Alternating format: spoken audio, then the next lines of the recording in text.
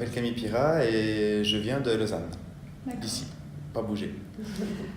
En ce moment, je suis postdoc ici au Space Center. J'ai fini ma thèse en novembre et donc là, je suis un peu dans une période de transition avant de continuer plus loin. En bachelor, j'ai fait de la physique. Ensuite, au niveau du master, je suis passé en physique théorique avec le mineur en technologie spatiale. Et quand ils m'ont proposé un projet de master, ça m'a tellement plu que j'ai dit au revoir à la physique et bonjour à l'ingénierie spatiale. Et en fait, ça a très bien joué parce qu'après, j'ai été engagé ici pour travailler sur un projet ESA qui a ensuite mené au doctorat. Donc, il faut croire que le jour où j'ai dit au revoir à la physique théorique, j'ai bien fait. Je vais parler de rendez-vous et docking. Ça tombe bien parce que c'est exactement là-dessus que j'ai fait ma thèse. C'est souvent considéré comme quelque chose de très compliqué dans les films hollywoodiens. On montre ça comme étant quelque chose pour les surhommes uniquement, ou surfemmes. Et en fait, finalement, une fois qu'on connaît un peu ce qui se passe, c'est pas sorcier du tout. Il faut juste dégrossir un peu la chose.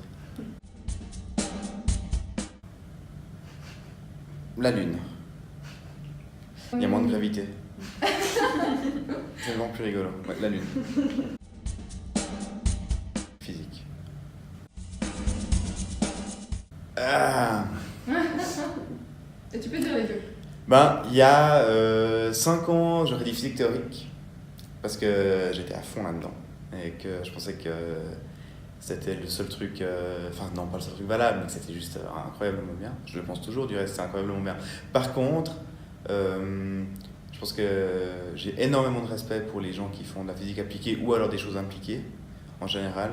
Quand je vois arriver des étudiants qui viennent de section d'ingénierie ici pour faire des projets, systématiquement, je suis bluffé par ce qu'ils arrivent à faire. Coder des bras robotiques, faire des machins, moi ça me paraît, c'est de la magie noire. Et donc, non, beaucoup de respect pour ça, pour l'appliquer. À Spaceality.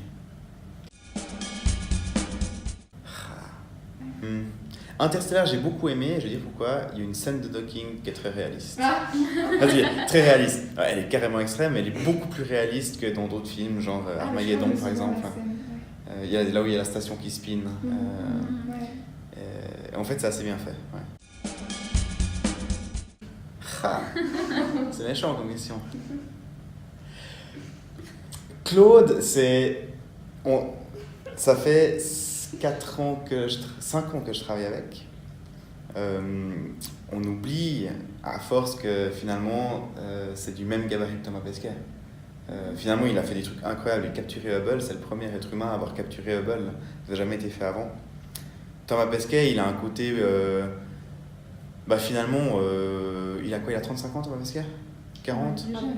40. Donc il a 10 ans de plus que moi. Donc finalement, je peux m'identifier beaucoup plus facilement à Thomas Pesquet qu'à Claude Nicollier. Claude Nicollier, pour moi, il fait partie de ces astronautes qui étaient c'est pas des space cowboys, mais ils allaient avec la navette spatiale, ils rentraient, ils étaient déjà en train de travailler sur la mission d'après. Donc finalement, je pense pas qu'il y en a un que je préfère.